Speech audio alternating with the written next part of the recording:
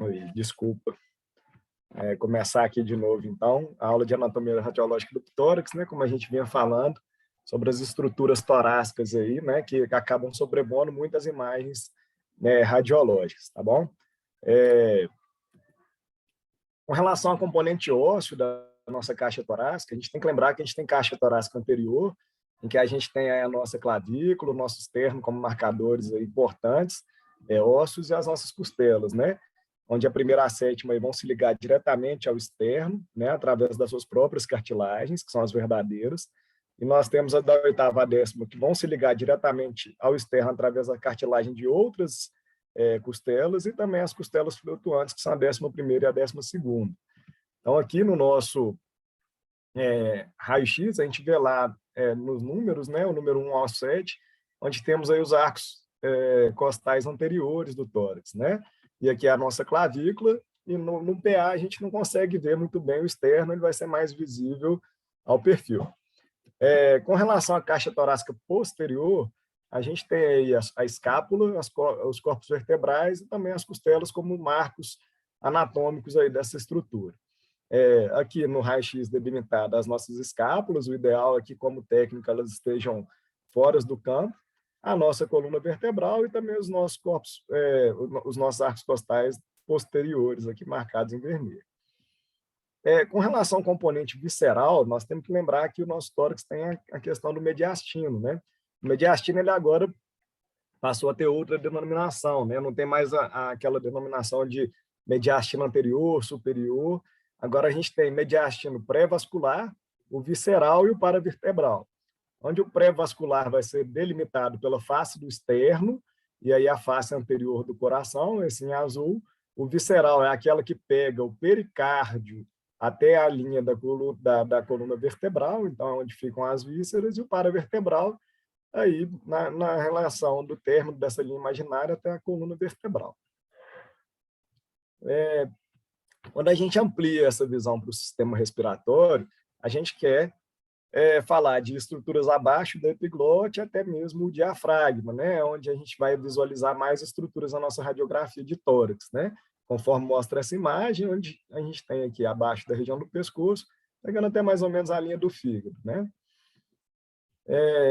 Com relação à nossa traqueia, nós temos que lembrar que a traqueia é um tubo de 10 a 12,5 centímetros de comprimento e tem 2,5 centímetros de diâmetro, né? Ela tem mais ou menos 20 anéis cartilaginosos, ela é anterior ao esôfago, então no perfil a gente tem que ter essa referência anatômica para saber qual tubo é qual, né? Ela é composta de músculo liso, principalmente na sua porção posterior, porque isso facilita que o bolo alimentar passe pelo esôfago e não comprima a nossa estrutura de via aérea, né? E ela tem epitélio ciliado e tem um término aqui na região da carina, onde vai ter a divisão do brônquio principal direito e do brônquio principal esquerdo, né? Então, aqui a carina é um ponto importante de broncoscopia, onde a gente vê realmente a divisão aqui dos brônquios. E aqui uma estrutura do néter mostrando um anel cartilaginoso, mas a estrutura de músculo na sua região posterior, como a gente conversou. Com relação à anatomia dos brônquios, a gente tem que o brônquio principal direito ele é mais curto, mais grosso e mais verticalizado. Ele vai entrar diretamente no hilo pulmonar, né? Então, ele tem aquela atenção especial dos corpos estranhos, né? Que é onde a gente tem a maior parte das aspirações aí no brônquio principal direito, né? E o brônquio principal esquerdo, se vocês notarem bem, ele vai passar abaixo do arco da aorta e vai entrar no hilo, mas ele é mais alongado e mais afinado. Então, a gente tem menos corpos estranhos aí que vão ser direcionados para esse brônquio. Os brônquios, então, eles entram nos pulmões, nessa região que é denominada hilo pulmonar, e o hilo é uma região muito complexa, né? Porque ele tem estrutura vascular, como artéria e veia, tem os brônquios principais, nervos, linfonodos, vasos linfáticos que passam nessa região. Então, aqui, de uma imagem também anatômica, a gente vê que na região do hilo tem diversas estruturas. Isso vai deixar a nossa imagem radiológica mais densa, o que é preocupante, às vezes, porque a gente vê muita gente tratando pneumonias, que, na verdade, é só o hilo, né, pulmonar. Em essa região mais brancacenta, né? Após entrar o hilo, os brônquios eles vão se dividir em brônquios lobares, ou seja, os que vão para cada lobo pulmonar. Então, nós temos aqui o lobo, o brônquio lobar do lobo superior direito, o brônquio lobar do lobo superior esquerdo, o brônquio lobar médio, o brônquio lobar inferior direito e o brônquio lobar inferior esquerdo. Lembrando que o pulmão esquerdo tem apenas 2 lobos e o direito tem o lobo médio, né? O correspondente do lobo médio no pulmão esquerdo é a língula, mas não é especificamente um lobo pulmonar. Cada brônquio ele vai chegar a um lobo pulmonar, né? Então, a gente sabe que os 3 lobos do pulmão direito são o superior direito, o médio e o inferior direito, e as 2 fissuras, né? Horizontal e oblíqua, né? Que a gente vê bem desenhado. Já no pulmão esquerdo, a gente vê que temos o lobo superior esquerdo, que é muito grande, nós temos o lobo inferior esquerdo, uma fissura oblíqua, e a língula, que é um componente acessório aqui do pulmão. Esses brônquios lobares, eles vão se subdividir em brônquios segmentares, e cada um vai para um segmento pulmonar. Essa aqui, às vezes, é até questão de prova de anatomia, saber cada segmento pulmonar.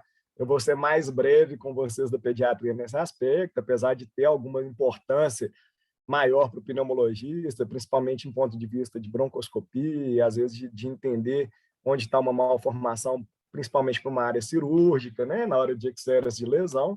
Então, a gente sabe que os brônquios eles vão se subdividindo em cada segmento pulmonar, né? Então, esses segmentos aí, a gente tem os segmentos do brônquio lobar superior, que vai dividir em ápico posterior e anterior, superior e inferior, e assim vai. Nós temos segmento superior, basal anterior, basal lateral, basal posterior no pulmão esquerdo, e no pulmão direito nós temos todos esses segmentos do brônquio segmentar, que vai ser aerado por esses brônquios. Aqui mais uma imagem que a gente vai mostrando cada subdivisão desses segmentos, né? Então, no pulmão direito, a gente tem o segmento apical, posterior, anterior. No lobo médio, nós vamos ter 2 segmentos, lateral e medial.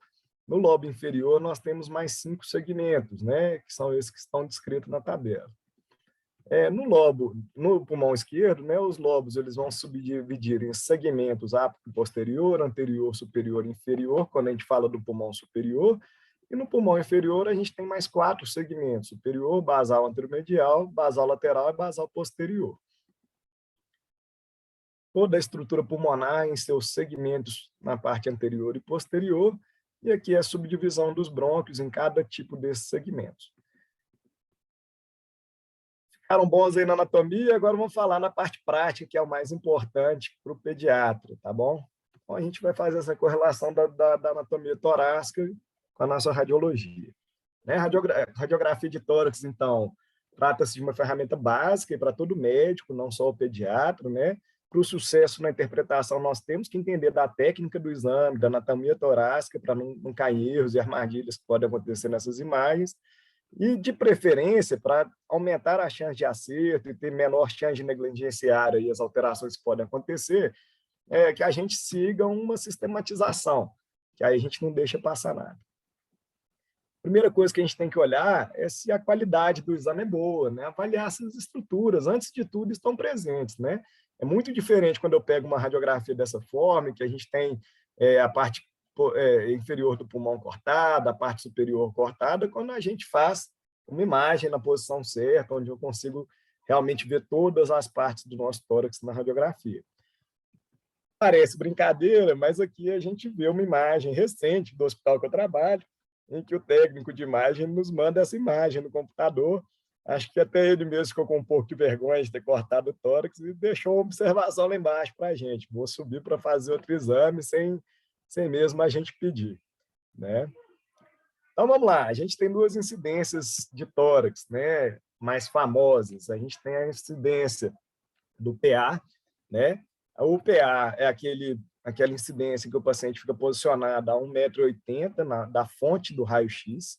Ele vai colocar o peito sobre o anteparo, retirando as escápulas, como essa moça está fazendo. Coloca a mão na cintura para tirar a escápula do raio-x, com o peito colado aí no anteparo. Os raios vão vindo da região posterior para a anterior, então os raios vêm pelas costas, né? Isso evita uma magnificação do coração, então o PA é ótimo para quando a gente quer ver estruturas pulmonares, e a visualização da imagem vai ser feita na forma de um espelho. Então, o lado direito vai estar no nosso esquerdo e o lado esquerdo do nosso direito, né?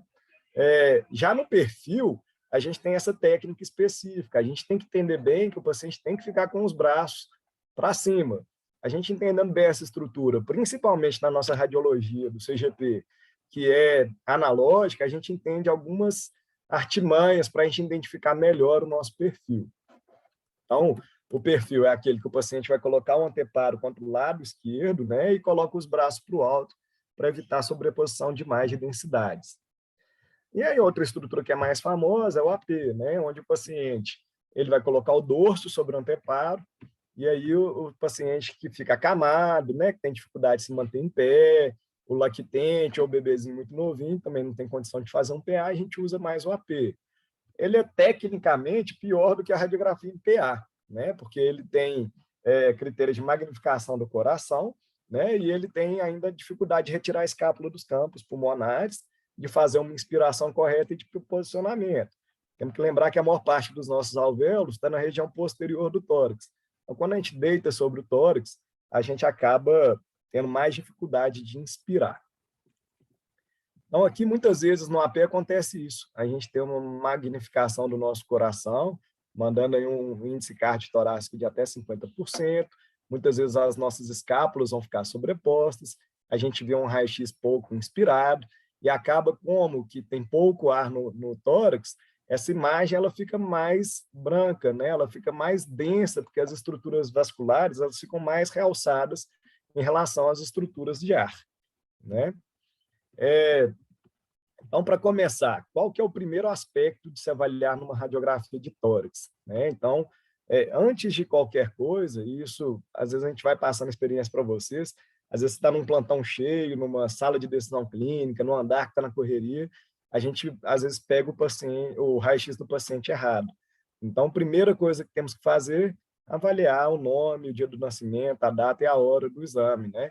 Por padronização mundial, essa questão da identificação ela fica no canto superior direito. Bom? E aí a gente começa a nossa sistematização.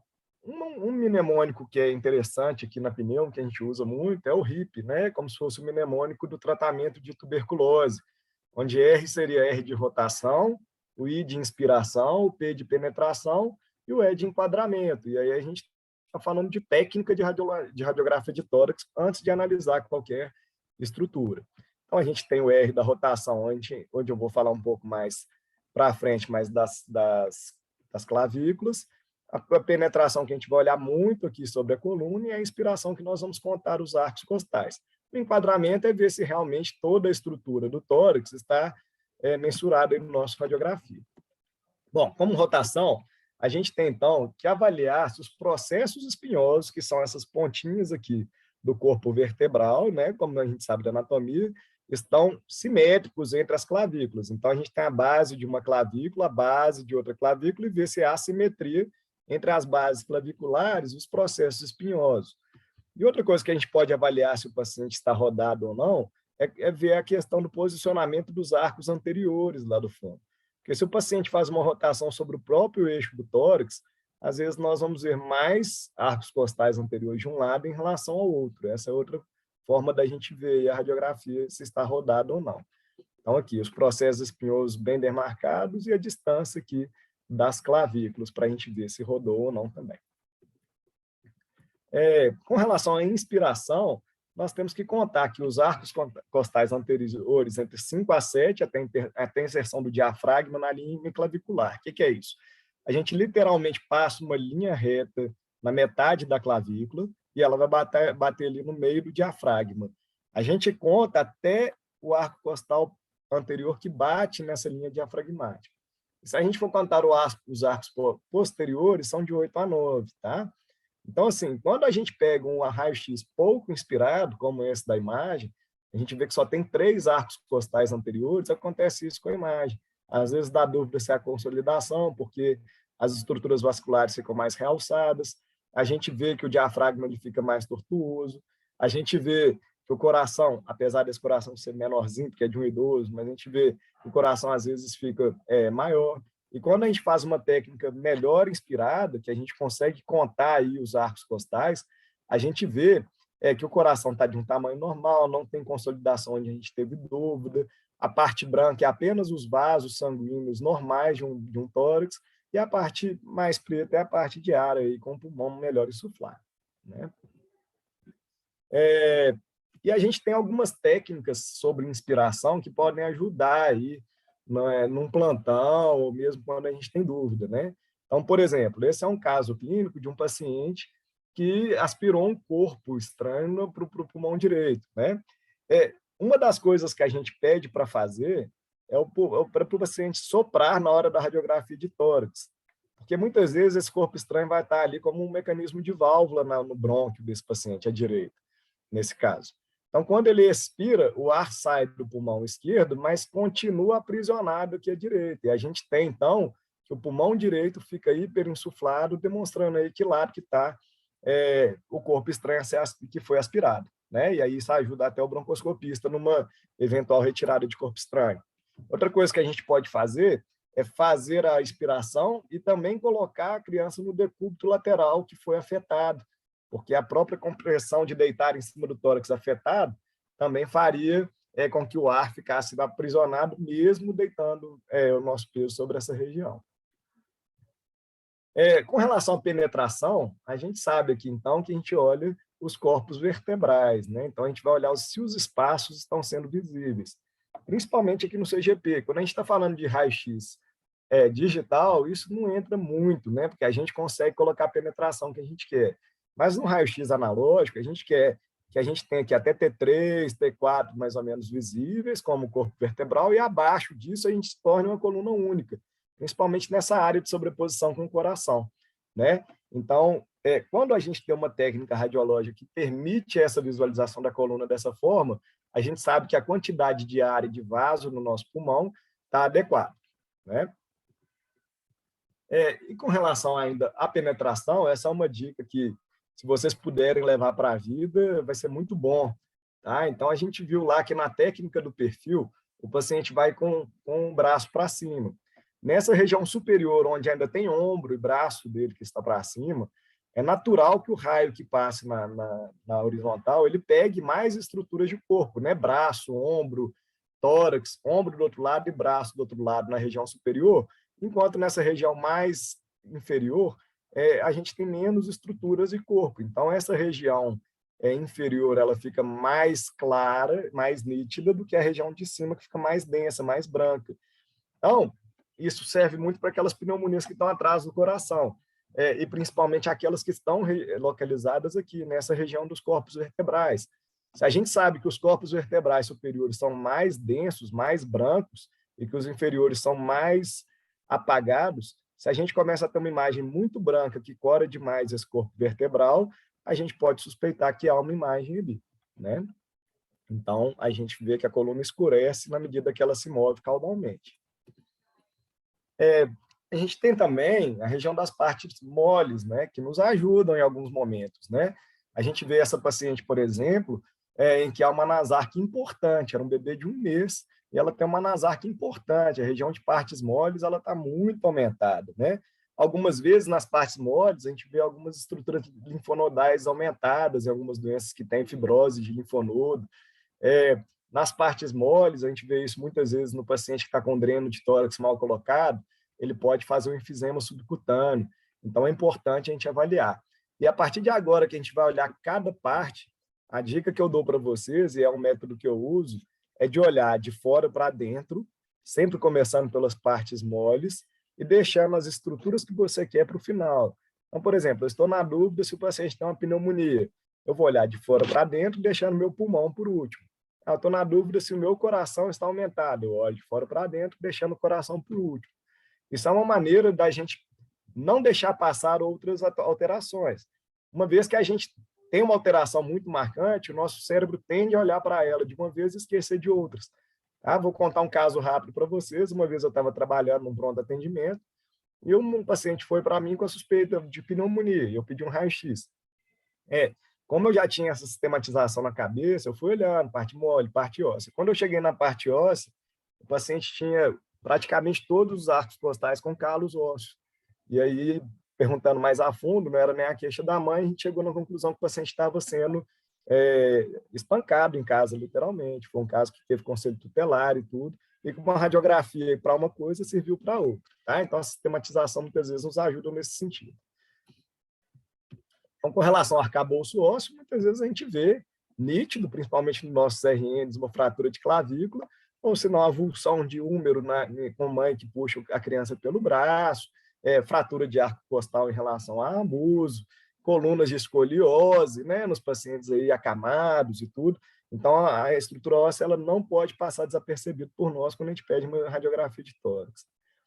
A estrutura de via aérea, a gente vê claramente a traqueia descendo sobre essa região central do mediastino e se dividindo em carina, onde a gente tem o brônquio principal direito e o brônquio principal esquerdo. Traqueia, aqui a gente tem o arco da aorta, o arco da pulmonar, tá bom? Com relação aos vasos, a gente tem aqui, e esse aqui é um ponto importante da gente frisar, essa região hilar, né? Muitas vezes a gente vê pessoas com dúvida se essa região hilar mais brancacenta não poderia ser uma pneumonia. Mas cuidado, porque isso, quando a gente conhece a anatomia do corpo, a gente vê que essa região aqui, ela é de um grande vaso que a gente tem. Ela está branca porque está passando líquido em grande fluxo aqui, né? E muitas vezes a gente vê as pessoas falando, mas tem broncograma aéreo, mas vai ter. Essa região é de hilo, onde desce realmente aqui as estruturas brônquicas mais importantes do nosso corpo humano. Então, vai ter broncograma aéreo e vai ser branco, que é uma estrutura de vaso. A dica que a gente dá é traça uma linha da região hemiclavicular até o diafragma. O que tiver mais medial, mais próximo do coração, normalmente é a estrutura hilar normal, tá bom? Então, quando a gente vê essa estrutura mais brancacenta, a gente vê que ela sai para um lado e desce, sai para o outro e desce. Nada mais é do que a nossa artéria pulmonar. Então, a artéria pulmonar sai do nosso ventrículo aqui direito, vai caminhar para o tronco da artéria pulmonar principal e virar artéria pulmonar direita e artéria pulmonar esquerda na descida anatômica dela. Então, cuidado para não tratar aí a artéria pulmonar como uma pneumonia. Com relação ao timo, que é outra estrutura mediastinal importante, a gente sabe que ele vai aí até os 2 anos de idade, mas ele pode estar presente até uns 8, 10 anos, e aí ele começa a regredir. Tá? A figura característica de livro é a figura aí do sinal do barco da vela, né? Nem é sempre, a maioria das vezes, inclusive, nós não vamos ver essa lesão, mas essa é a forma figura de livro, né? E o timo tem a característica de ter ele ser um órgão esponjoso. Então, sobre o timo, a gente consegue visualizar a trama pulmonar normalmente, a gente tem contornos bem definidos, a gente tem um contorno inferior mais côncavo. Como ele é um órgão esponjoso, ele apenas se adequa sobre o tórax, ele não comprime nenhuma estrutura vizinha, não faz efeito de massa, não desvia o mediastino. Então, ele é nessa estrutura. Olha, a nossa via aérea continua preservada, não há alteração em relação à trama vascular atrás do timo, o coração dá para ser totalmente visível. Ele é isso, o timo é um órgão esponjoso que está lá na sua posição habitual. Só que é interessante, e eu trago um caso clínico para a gente conversar, que é o lactente de 2 meses e 20 dias, que foi ao pronto atendimento com febre, tosse, sibilância já na admissão. Tinha exames laboratoriais normais, e a mãe fala dele já ter tratado com 2 meses 2 pneumonias, né? E aí solicitaram uma avaliação, na dúvida se seria uma telectasia, mas a ausculta e o exame físico não eram compatíveis aí, nem com a telectasia, nem com pneumonia. E a criança tinha essa imagem, bem característica, né? Uma imagem brancacenta no lobo superior direito, mas olha a estrutura de via aérea dele, bem centralizada, sem afastar nada do coração, nem nada. E as pessoas ficaram na dúvida se tratava ou não uma terceira pneumonia. Se fosse tratar uma pneumonia, a gente está vendo certinho aqui que ela seria do segmento posterior do lobo superior direito. Quando solicitaram uma radiografia melhor inspirada, o time está aqui. A gente vê a estrutura vascular, aérea normal, a estrutura do time bonitinho, e aí ele foi para casa tranquilo, sem ser tratado. Bom? E lembrar que hilos pulmonares, né, aquela linha M clavicular que eu falei, né, onde a gente vai ter essa trama vascular normal, de onde sai a artéria pulmonar, a gente tem que o hilo pulmonar esquerdo é um pouco mais alto do que o hilo pulmonar direito, tá bom? A gente tem que olhar também, toda vez que a gente está diante de uma radiografia, se as pleuras elas estão íntegras, as pleuras elas vão contornar todo o pulmão, cuidado nos pneumotórax, eu vou mostrar uma imagem para vocês que às vezes a pleura está mais baixa, então é uma região que a gente tem que tomar cuidado, e principalmente na região aí de derrames pleurais, né, onde a gente vai falar um pouquinho mais para frente. Aqui são os recessos, né, os seios, né, costofrênicos e cardiofrênicos. O costofrênico é aquele em que tem a junção das costelas com o nosso diafragma, né? E aqui no perfil a gente vê que a gente tem duas estruturas diafragmáticas, né? A diafragmática direita, a diafragmática esquerda, e a gente tem os recessos costofrênicos aqui de cada lado. E aqui o recesso cardiofrênico aqui na região anterior. Lembrar que, como a gente tem um diafragma mais alto que o outro, e a gente tem duas linhas M diafragmáticas aqui no nosso perfil, quando a gente tem um derrame pleural de um lado, a tendência é de sumir uma dessas duas linhas diafragmáticas, e a gente ficar só com um contorno único de linha diafragmática, tá bom? A gente sabe que a cúpula diafragmática direita é mais alta que a esquerda. Quando eu estou dando aula para os acadêmicos, eu sempre pergunto por quê. Eu não vou perguntar para vocês, mas a resposta clássica que a gente escuta é porque o fígado está aqui debaixo da direita, o que é uma bobagem, né, gente? Porque se a gente faz uma radiografia em PA, a gente está em pé, né? Tem um efeito que chama gravidade que está puxando o fígado para baixo. Então, não tem muito sentido o fígado ficar dando cabeçada ali no diafragma e deixar o diafragma direito mais alto. Na verdade, o nosso coração que é anterior e é mais para a esquerda. Então, nosso coração puxado pela gravidade é que diminui, abaixa que é a linha diafragmática esquerda, né? Então, o nosso diafragma esquerdo é mais baixo pelo peso do coração, e não porque o fígado está mandando o diafragma para cima, tá bom? Então, aqui, quando a gente pega no perfil, a gente vê certinho as duas cúpulas diafragmáticas. A mais baixa, então, é a esquerda, e a mais alta é a direita. Quando a gente some a delimitação dessas duas linhas, a gente sabe aí que pode ter uma imagem de derrame pleural num contexto infeccioso.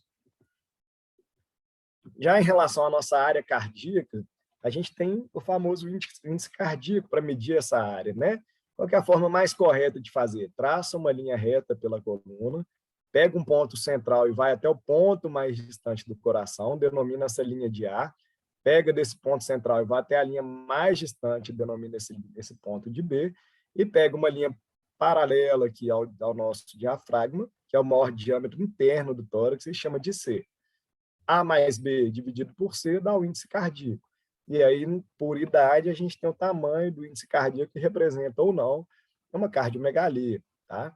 Mas lembrar que a gente só mede a área cardíaca em meninos que estão com a técnica bem inspirada.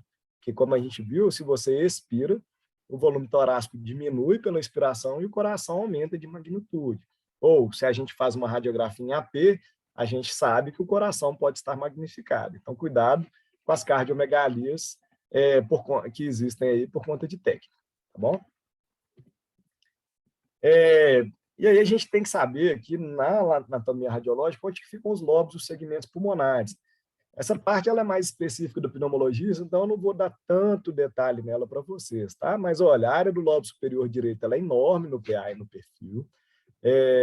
Ela é dividida em 3 segmentos, né? O apical, o segmento posterior, então atrás do coração no perfil, e o segmento anterior, que está acima do coração.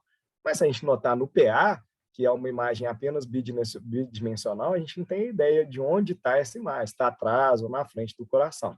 Mas lembrem que os lobos inferiores são posteriores, isso já é uma dica boa de vocês terem. Tá?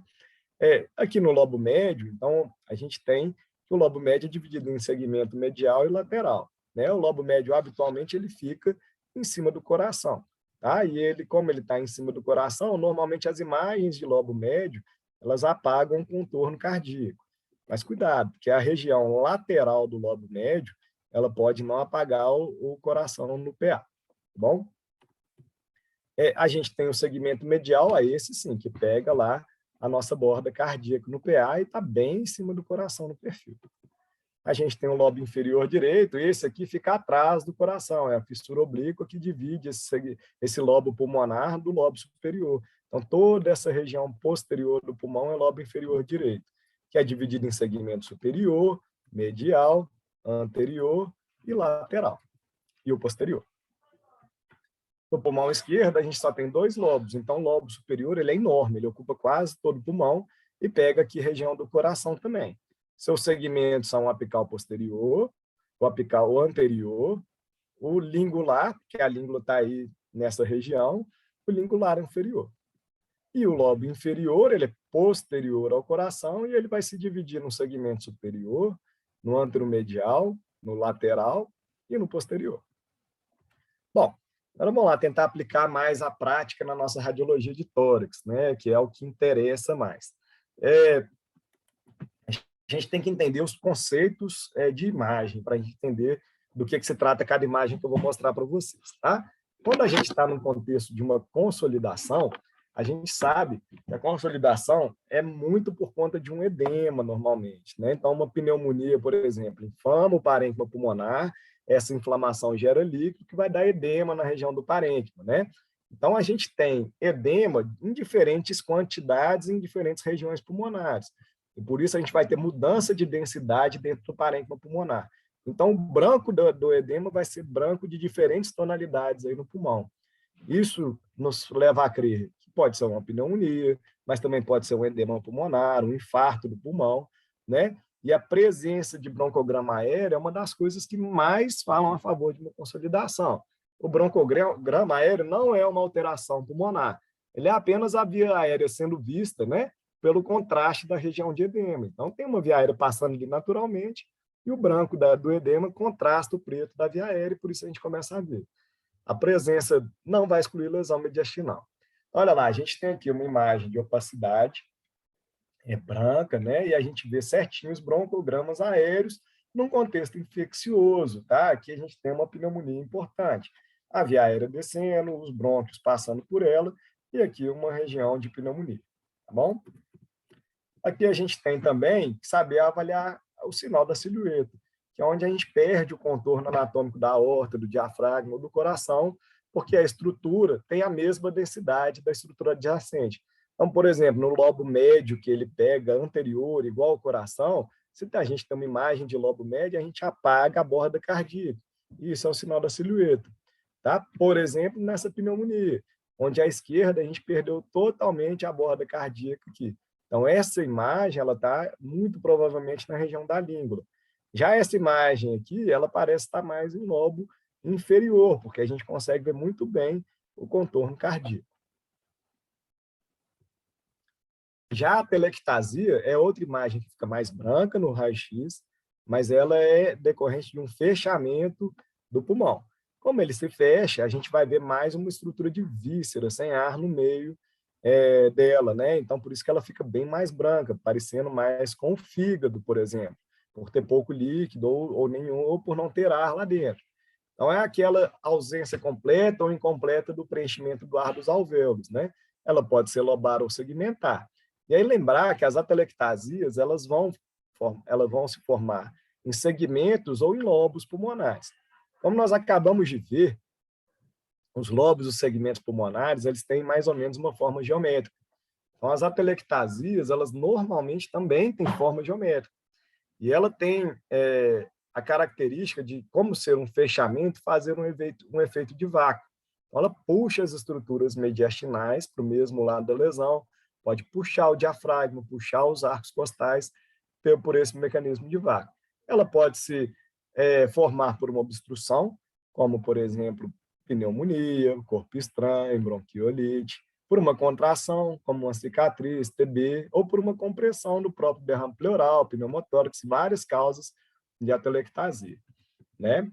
Então, como eu falei, a atelectasia, ela pega normalmente uma forma geométrica, a gente vê essa aqui no lobo superior direito, bem um triângulo, puxou a fissura horizontal do pulmão para cima, né?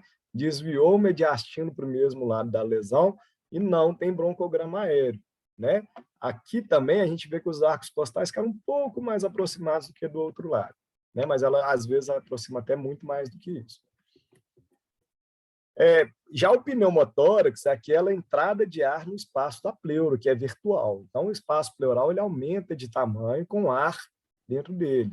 Mas a gente tem que entender que a pleura ela tem a pleura parietal, que está ali perto da caixa torácica, existe um espaço virtual entre ela e a pleura visceral que se liga ao pulmão. Então, quando o espaço pleural se enche de ar e a gente bate uma radiografia, nós estamos vendo ar sobrepondo o ar que está dentro do pulmão. Só que quando a gente começa a ter mais ar do que o normal em um lado do tórax, esse lado vai ficar muito mais enegrecido. E ar sobre ar, muitas vezes, apaga a vasculatura pulmonar, né? Então, isso é uma marca importante do pneumotórax, o apagamento da trama vascular do lado em que ele está. Tá? E ele, como é um efeito de massa, ele não tinha nada e agora tem ar dentro da estrutura pleural, agora é um efeito de massa, ele desvia as estruturas para o lado contralateral. Então, vamos lá, um detalhe pequeno nessa imagem. Se a gente olhar, a gente é mais ou menos simétrico aqui no nosso tórax. Nessa região superior do lobo superior direito, a gente vê a trama vascular até o final do pulmão. Na do esquerdo, aqui a gente perde o contorno de trama vascular. E se a gente notar bem, a gente tem uma linha aqui no lobo superior esquerdo que corresponde à linha pleural, que foi rechaçada pelo pneumotórax que está aqui no espaço pleural. Então, aqui a gente tem uma região de pneumotórax pequeno, que rechaçou a nossa pleura para baixo, ficando aqui essa estrutura de ar muito mais preto, sem trama vascular. Quando a gente fala de derrame pleural, é outra imagem que a gente vê muito, a gente tem líquido na cavidade pleural. Pneumonia, trauma, a gente pode ter derrame de várias formas possíveis, né? Como é um efeito de massa, também ele desvia para o lado contralateral, mas aqui a gente tem um aumento da opacidade. Como essa imagem, né? Que a gente tem um derrame pleural extenso, né? Provavelmente em região mais anterior, porque a gente tem aqui o sinal do apagamento cardíaco, o sinal da silhueta, né? E ele vai aqui desviar as estruturas para o outro lado, né? A gente tem até uma linha aqui de derrame pleural bonitinho, né? Onde não tem muita dúvida, tá bom? Então, vamos lá agora umas aplicações práticas de casos que eu já peguei na vida, que eu achei interessante aí trazer para vocês alguns casos curiosos, para a gente ver se a gente consegue ajudar em algumas coisas, tá? Então, o primeiro caso é de uma paciente do sexo feminino, 1 ano de idade, que tem febre, taquipneia, prostração, e aí pediram raio-x de tórax e iniciaram ampicilina para ela, aqui no CGP, né? Então, a gente vê uma imagem, né, certinho aqui no nosso pulmão, né, sobrepondo aqui a área cardíaca à direita, a gente perde o contorno, né?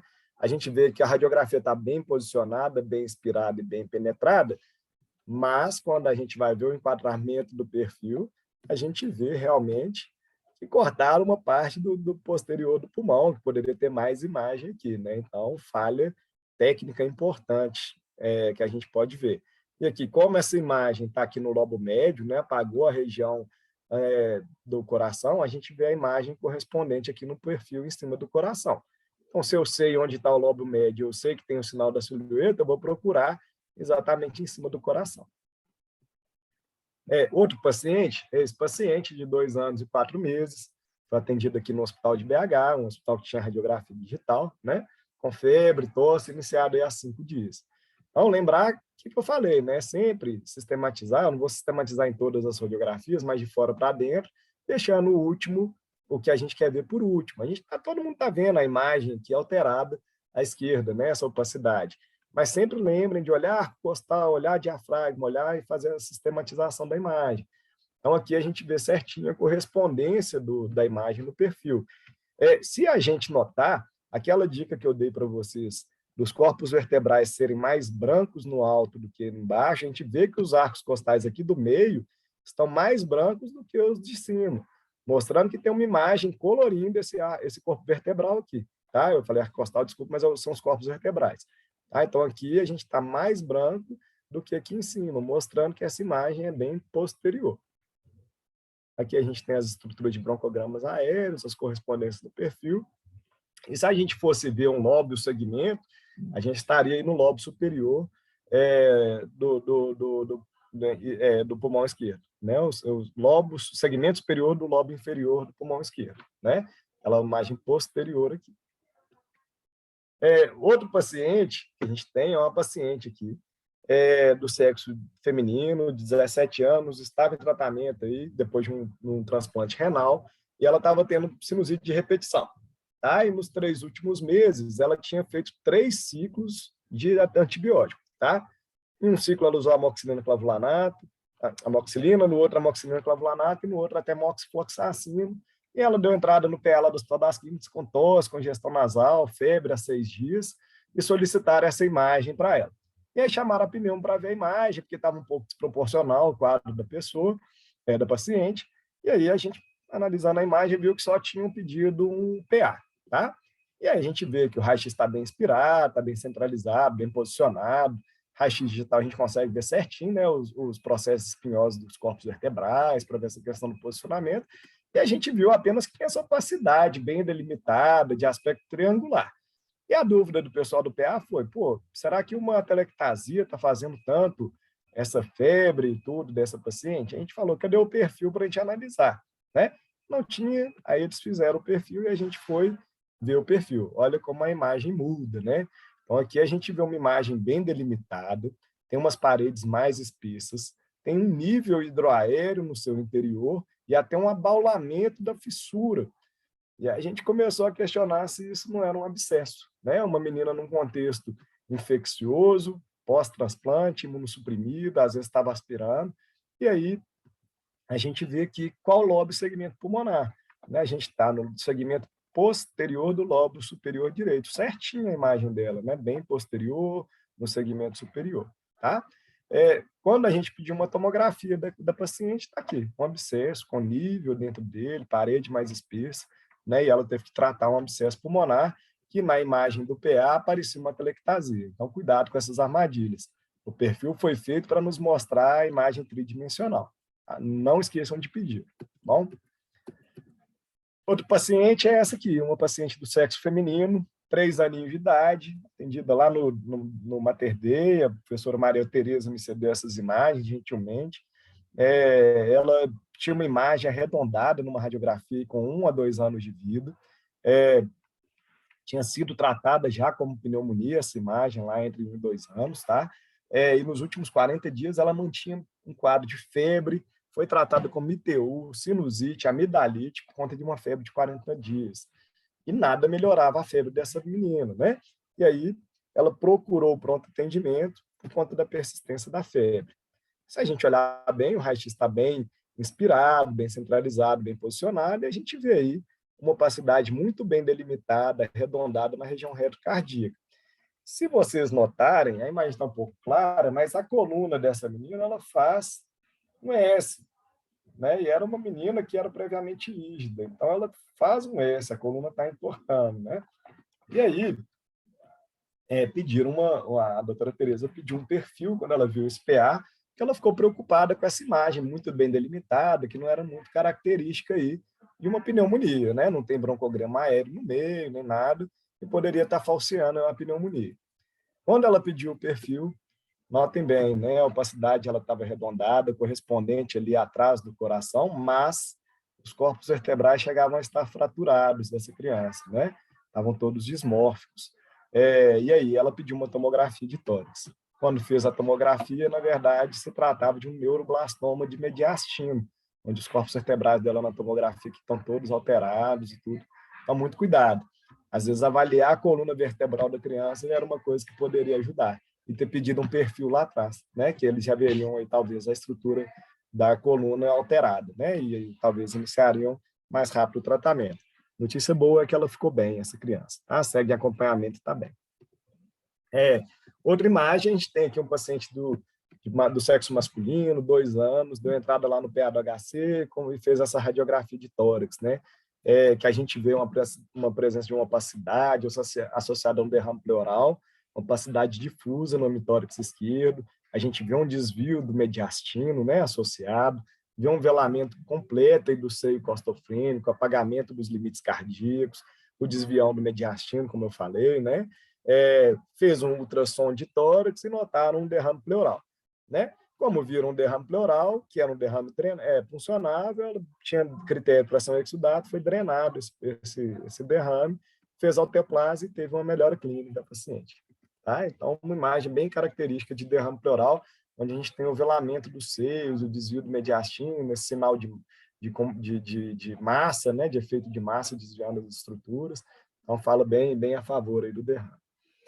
Essa outra paciente, nossa paciente lá da neonatologia, também do Hospital das Clínicas, tinha 40 dias de vida, era uma paciente displásica grave, entubada há 40 dias, e ela teve uma piora súbita do padrão respiratório, né? Se a gente notar bem, ela estava entubada, né? E aí a gente vê uma área de colapso pulmonar. O tubo foi até desviado para o lado. Ela teve desvio do mediastino para a região ipsilateral com a telectasia total. O que tinha acontecido com essa criança? O tubo ficou muito próximo da carina e ficou mais seletivo para o lado direito. Então, ela fechou completamente o pulmão esquerdo por conta disso. Quando reposicionaram o tubo, a imagem já deu uma melhorada boa, o mediastino voltou a ficar mais centralizado. Depois de melhora dos parâmetros ventilatórios também. Outro paciente atendido aqui na SEMI, tá? Paciente de 5 anos, um contexto de uma asma grave, teve uma exacerbação sem melhora clínica, e aí optamos por pedir um raio-x de tórax pela ausência de melhora, né? E nesse raio-x a gente vê a primeira coisa, a técnica aqui, né? Para a gente ser mais criterioso, o nome no canto superior esquerdo, quando deveria estar aqui à direita, né? A gente vê essa região de atelectasia importante, né? Uma imagem triangular, puxando a fissura horizontal aqui para cima, sem broncograma aéreo, num contexto de obstrução, de doença obstrutiva, a gente tem que pensar mesmo em atelectasia. O mediastino foi puxado para o mesmo lado da lesão, e a gente tem aqui também uma atelectasia do outro lado, né? Quando a gente pega o perfil, a gente está aqui nessa região mais brancacenta do pulmão, tá bom? O lóbulo segmento seria esse segmento anterior do lóbulo superior direito, né? Correspondência interessante aqui da lesão, bem na região anterior, né? No lóbulo superior. Outro paciente é esse, de 7 anos, histórico de várias pneumonias de repetição. Ele tinha uma síndrome genética que chamava SOTUS, que é associada à disfagia, né? E ele já tinha essa radiografia prévia, que é para mostrar para vocês a figura de livro de uma opacidade, né? Aqui é a opacidade, com os broncogramas aéreos de permeio. A gente vê certinho a imagem aqui na parte posterior, colorindo mais os corpos vertebrais dessa região em relação à região superior, né? Então, mostrando aí que esse paciente provavelmente aspirava de repetição pela sua disfagia, caindo no brônquio principal direito, né? Onde é a região que a gente lembra aí do brônquio principal ser a maior área de aspiração, de corpo estranho, de saliva, do que for. E aqui, pegando direitinho também o segmento posterior do lobo superior direito. A gente tem outro paciente do sexo masculino, 4 anos, com febre, tosse, taquispneia, ausculta abolida no hemitórax esquerdo, e a gente solicitou um raio-x de tórax, tá? Quando a gente fez o raio-x, a gente desconfiou aí de um derrame pleural, né, por conta do apagamento do seio costofrênico, talvez aqui do cardiofrênico também. Aquela linha dupla do M diafragma sumiu, né, fala a favor de líquido aí na região dos diafragmas. A gente tem uma imagem que apaga a linha cardíaca direita, então a gente tem uma imagem aqui em cima do coração, e a gente tem uma imagem posterior ao coração, que provavelmente é essa da esquerda, tá? Quando a gente fez o ultrassom dessa paciente, tinha um derrame pleural importante, ele foi drenado também, fez alteplase, teve uma melhora clínica. Tá? Então, aqui a gente tem o sinal da silhueta, o velamento do seio costofrênico e a imagem na correspondência aqui do perfil. Se a gente olhar bem, ela está no lobo médio, né? No segmento medial do lobo médio, que apagou a silhueta cardíaca direita.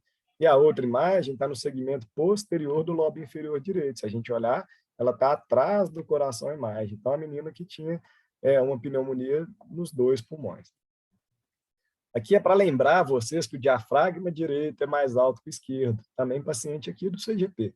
Tá? Então, paciente que trouxe essa radiografia externa com o diafragma esquerdo muito mais alto do que o direito. E ele tinha um histórico aí de paralisia diafragmática. Então, se vocês se depararem com uma imagem dessa, lembra que o padrão ouro para a gente avaliar uma paralisia diafragmática é o ultrassom. A gente passa um ultrassom e não vê a mobilização diafragmática, tá bom? E aqui, para acabar, gente, só mais um caso clínico. Então, um paciente aí de 2 meses e 22 dias de vida, entrou numa UPA com tosse, vômito, gemência, foi a UPA, recebeu beta-2, teve uma piora clínica, com febre, queda de saturação, piora do padrão respiratório, e fizeram uma radiografia de tórax. Essa daqui é uma radiografia difícil de ser avaliada, primeiro porque a paciente está rodada, é uma paciente pequena, tem o timo em cima, mas o que a gente espera é que vocês sempre se lembrem de algumas dicas que eu deixei para vocês e olhar principalmente as imagens mais difíceis, que são aquelas em cima do coração. Se a gente lembra que a imagem que está acima do coração não apagou a borda cardíaca, a gente tem que procurar lá atrás do coração. Se ela apagou a borda cardíaca, procura em cima. Essa imagem ela é caprichosa, mas quando a gente olha uma bola em cima do coração, ela é mais branca que o resto do coração, esse círculo, né? Então, essa imagem era uma imagem caprichosa, realmente, mas ela tinha uma pneumonia na base do coração. E se a gente vai olhar o perfil, olha lá a dica que eu dei para vocês. Os corpos vertebrais de cima mais brancos, eles vão apagando ao longo da descida, mas aqui eles voltam a ficar corados. É exatamente onde está a pneumonia atrás do coração dessa criança. Tá? Então, essa criança, ela teve uma piora clínica, foi solicitada uma vaga no CTI para ela, e aí o CTI do HC liberou essa vaga. No transporte, o paciente apresentou uma estabilidade hemodinâmica e retornou para a UPA. Aí fizeram um novo raio-x. Isso em questão de horas, tá? Essa criança evoluiu com grande pneumotórax à esquerda.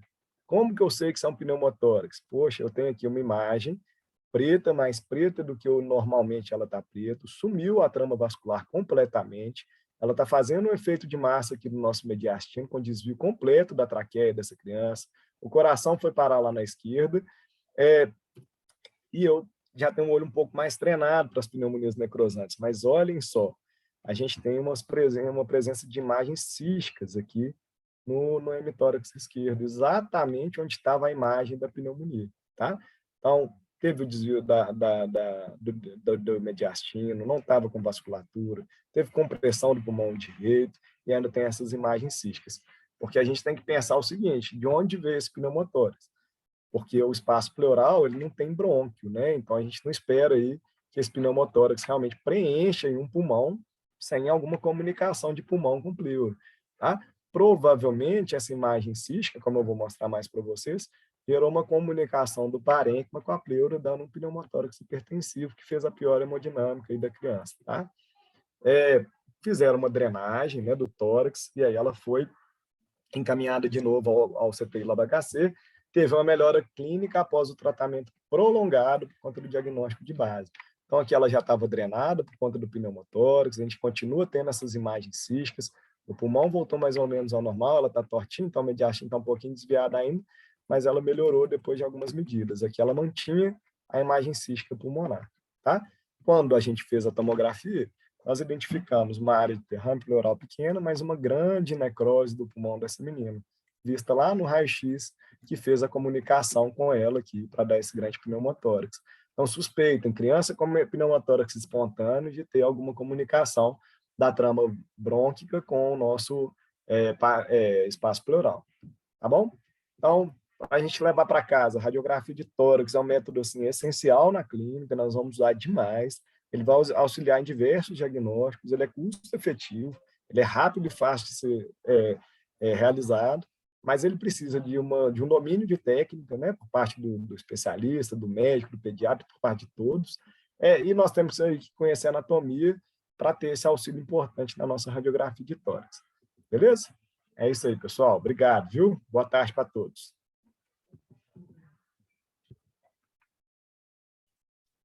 Queria deixar aqui, se alguém quiser fazer alguma pergunta, qualquer coisa, estamos à disposição.